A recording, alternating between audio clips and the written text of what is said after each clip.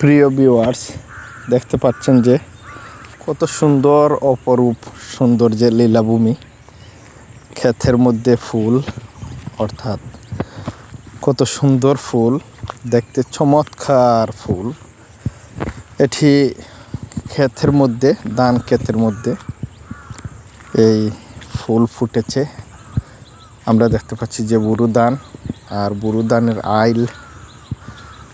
আইলে বা আল যেগুলোকে বলা হয়, কত সুন্দর ফুল ফুটেছে। আর বুরু ধানও খুব চমৎকারভাবে সেজে উঠেছে, সবুজের সমারোহ।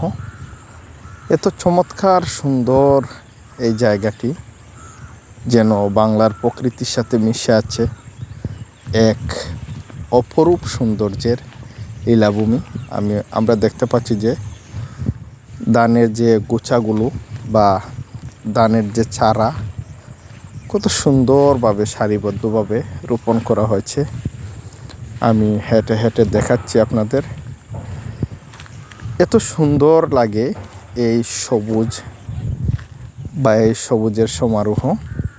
সৃষ্টির সেরা জীব হিসেবে আমরা কৃতজ্ঞ সৃষ্টিকর্তার কাছে যে আমরা সব সৃষ্টির সেরা এবং সৃষ্টির সব কিছু আমরা উপভোগ করতে পারছি, ভোগ করতে পারছি। এই যে ফল, ফসল, ধান, চাল সহ প্রাণীকুল, অর্থাৎ 18,000 মখলুকাতই আল্লাহ তাআলা আমাদের জন্য সৃষ্টি করেছেন।